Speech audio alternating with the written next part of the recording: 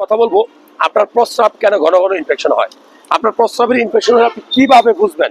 ধরেন আপনি একজন সাধারণ গ্রামের মানুষ, আপনি একটা জায়গায় প্রস্রাব করতে বসছেন, যদি দেখেন যে প্রস্রাবে অতিরিক্ত দুর্গন্ধ, প্রস্রাব করার সময় প্রস্রাবের নালীতে জ্বালাপোড়া করে, ক্লিয়ার একদম প্রস্রাবের পরিমাণটা কমে যাবে, প্রস্রাবটা লাল হবে, এমনকি প্রস্রাবের সাথে রক্ত দিতে পারে, তলপেটে ব্যথা করতে পারে, দুই পাঁজরে ব্যথা করতে পারে, অন্ডকোষে ব্যথা করতে পারে, জ্বর আসতে পারে, এগুলা সবগুলাই প্রস্রাবের ইনফেকশনের লক্ষণ। কেন হয়?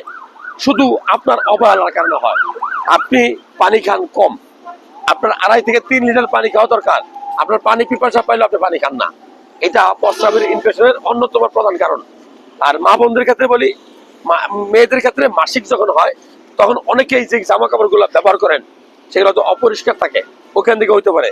আমরা ছেলেরা যখন ওই বাথরুম ইউজ করি, পাবলিক টয়লেট, ওইখানে যখন প্রস্রাবটা করি তখন অসতর্ক ভাবে প্রস্রাব করলে ওইখান থেকে সিটা এসে, প্রস্রাবের সিটা এসে আপনার প্রস্রাবের নালীতে জীবাণু ছড়াইতে পারে। আর কিভাবে হয়? মেয়েদের ক্ষেত্রে মেয়েদের মূত্রনালী ছোট থাকে, প্রস্রাবের রাস্তা পায়খানার রাস্তা কাছাকাছি থাকে, ওইখান থেকে খুব দ্রুত এই রোগগুলো ছড়ায়। চিকিৎসা কি? আমি বলবো বেশি করে লেবুর পানি খাবেন, বেশি করে পানি খাবেন, বেশি করে ডাব খাবেন, চিচিঙ্গা খাবেন, পেয়ারা খাবেন, সবুজ শাকসবজি বেশি খাবেন, ডাক্তারের পরামর্শ নিয়ে অ্যান্টিবায়োটিক খাবেন।